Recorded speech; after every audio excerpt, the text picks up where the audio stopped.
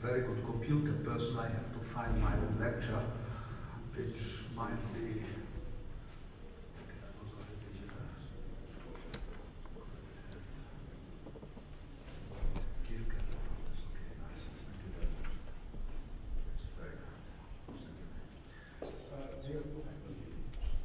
Dear colleagues, and Mr. Chairman, dear colleagues, thank you very much for the very kind invitation.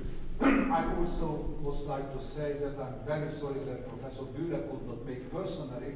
He's the chairman of the project, and his charming, enthusiastic vision and leadership is really important and crucial for the development of that program and what we did achieve up to now. And this is a lecture which we made together. Now, it's after all the beautiful investigational project, we would like to speak something on education. Why on education? Because all this has to be transferred into the practical life, into the drug development process. We have to train the people who can use this type of data and use it for the modern pharmaceutical industry. Now, pharmaceutical medicine is actually a medical scientific discipline which is an overarching discipline covering everything from the drug discovery research into the clinical development and finally the medical use and medical aspects of marketing of the drug until the drug is on the market and in human use. And this is actually the outlook of that science is to coordinate all that effort in a way that always the patient outcome is the central view of the people. But it's an overarching, it's a very complex training which has to cover everything from drug discovery to clinical development, regulatory, marketing, and healthcare. All these people have to understand if they want to follow the drugs correctly. So what was the goal of the pharmaceutical project? We had several pharmaceutical courses running in Europe. However, and they were coordinated partly by IFA, but we had to harmonize and modernize. That means to modernize according to the new scientific development, according to the new methodology of teaching. Secondly, we also have to look that the courses which are given in Europe and later worldwide are really teaching the same subject and the same scope. That is the major idea of that project. So first thing was to put together a comprehensive syllabus of teaching topics, what we have to teach in such a course, and this is now ready. We also set up to make curricular programs for base and master course level, development of teaching support, and now we have heard all that IT here. Naturally, we are very much focusing also on e-learning programs. And then it comes to some very important aspects. To harmonize the examination project. So we should really get at the final outcome people who have the same level of knowledge, whether they are trained in the King's College in Hungary or in other places in Europe. For that we need a joint quality assurance, and in addition we embarked on a very ambitious project to have a geographical extension of the pharmaceutical training to other places. I will discuss that slightly later.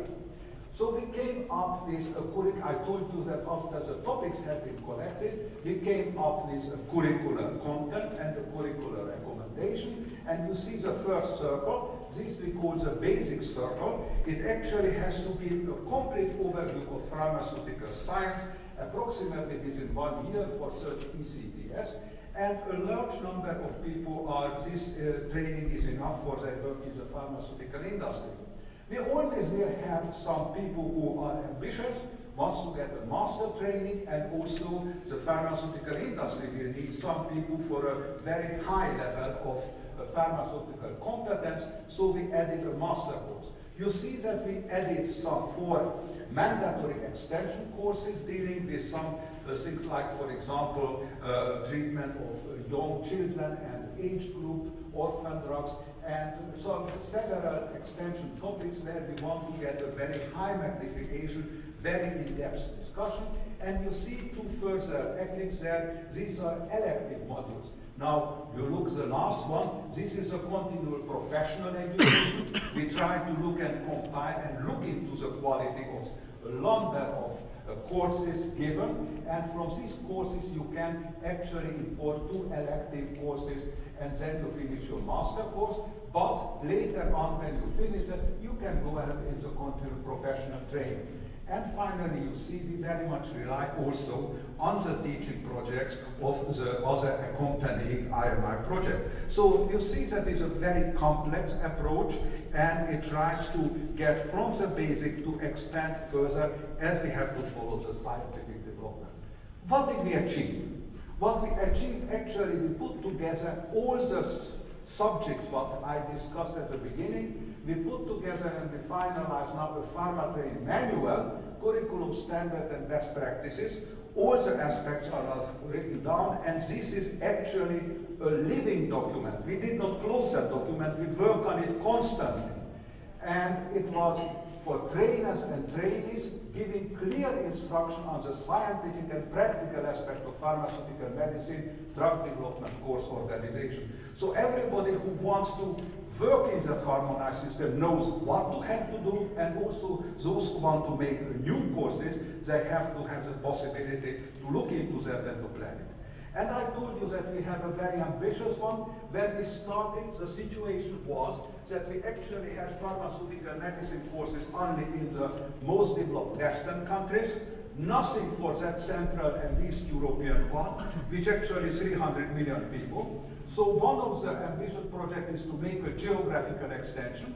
And I would like to thank here very much for the IMI and for the European Union that they accepted a revolutionary new idea. We do not want to make a pharmaceutical course, medicine course in one country, because it's not sustainable. If it's a population is small or the pharmaceutical industry is small, then they don't need so many experts. However, if we bring together to the universities in an educational consortium, then together we can sustain, we can provide a very high level of treatment, of teaching, and you should not forget that in these countries, they are operating very high-level generic industry now. And this generic industry is as important as innovative industry, because on that the public health is relying.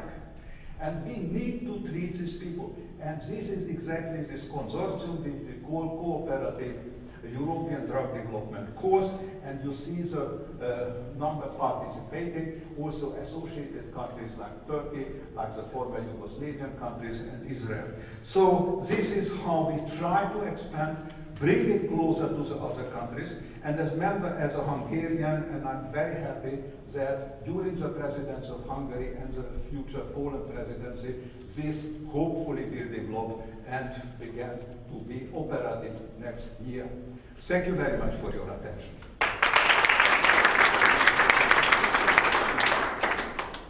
Thank you very much. Any question on this project? You have to know that totally we have 4 projects dedicated to education and training, with 1 project campaign which is coordinating all these activities.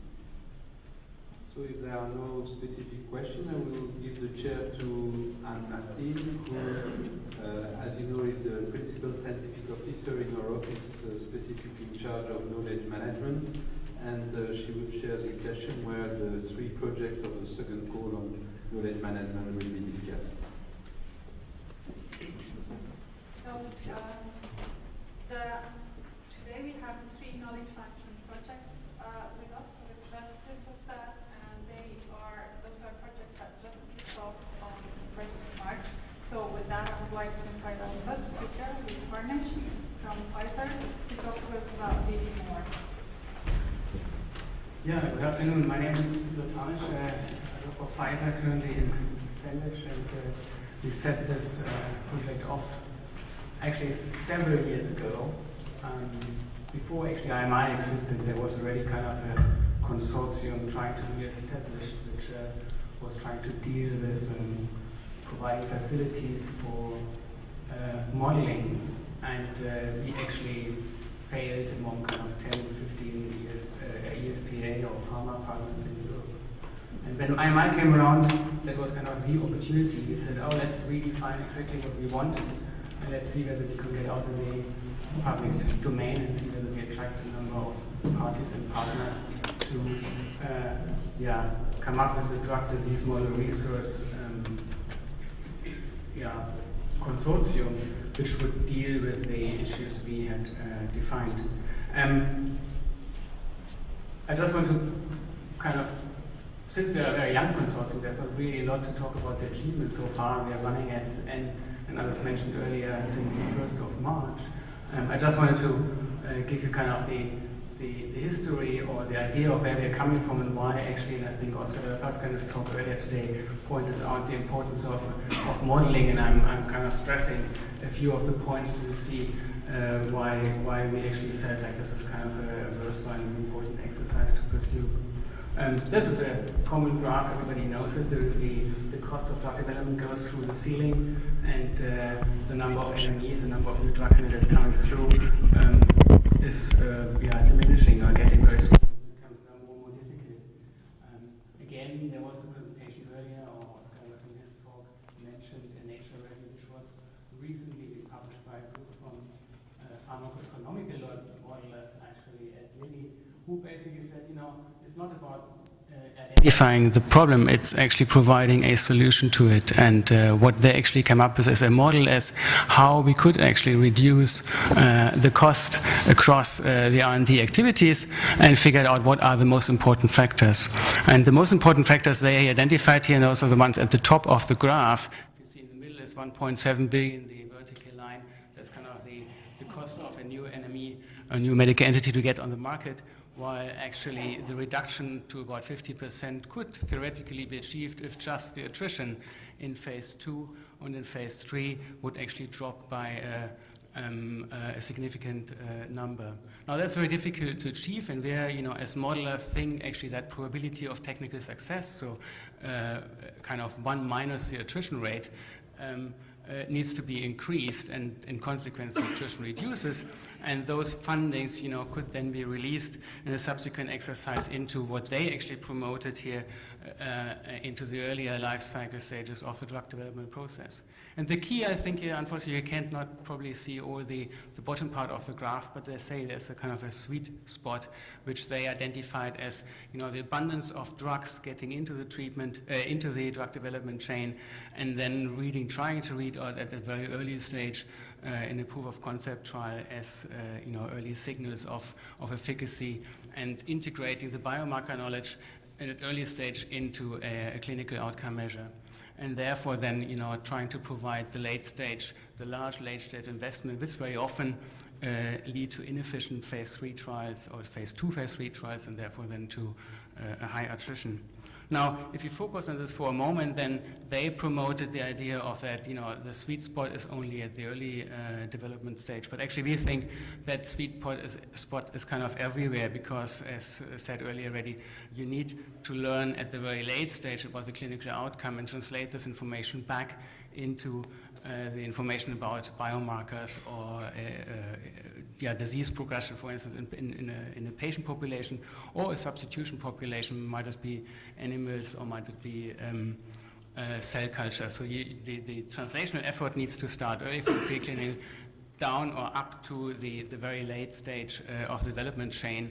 And the idea here, the ideal being presented here, would be that there are no barriers among this chain of development, and the disease area knowledge would kind of grow all the times through, and the information available then at late stage to run a phase 3 trial would be tremendous, and the likelihood to fail very low. Now, in reality, that's not the case.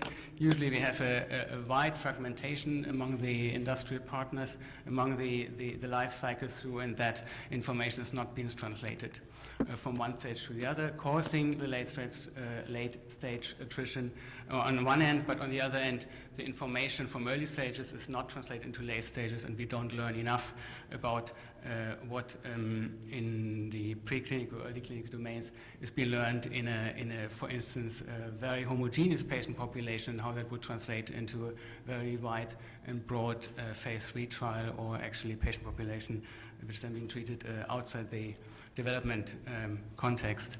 Now, in one industry that might happen, but obviously the issue is not just one company has an issue here, it's actually all the companies have an issue, and they replicate the things, or they learn, or they replicate the things they don't learn, and the collaboration is extremely limited, so the exchange doesn't really happen. And I've put here a phrase from a famous economist at the bottom, basically saying he actually informed a lot of the post-war economic drive of the UK, and he was kind of saying, if you only had the totality of information at hand, then there wouldn't be a problem in predicting the future. Yeah? If you could utilize all the knowledge, then there would be no issue in making the right decision. But unfortunately, that isn't the case, and we have gaps in the process, and we need to learn and integrate the uncertainty.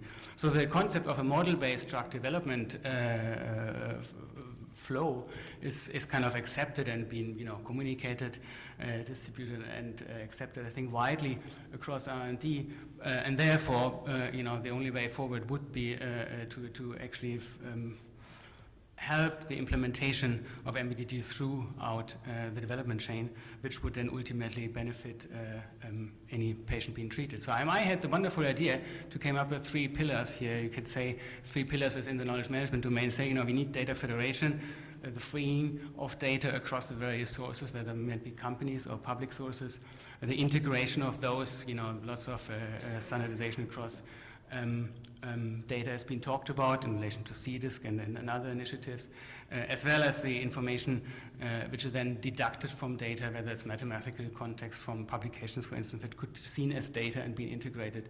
But that's only half of the picture. So the drug disease modeling resource code, I think, deals primarily actually not with data, but actually with the model you utilize then to infer information from this data, and to run those models you need shared services, and the shared services are, I think, the focus of the drug disease model resource consortium. So what we thought about coming up with is a tool set, a library, a framework, and I'm just running you quickly through a few of the things we anticipate to develop, but we haven't obviously done anything so far because, as said, we started on the 1st of March. The library is kind of key essential context. We want to put as many data and models into a common storage, but providing just a library as a shelf system wouldn't really be sufficient for the effort.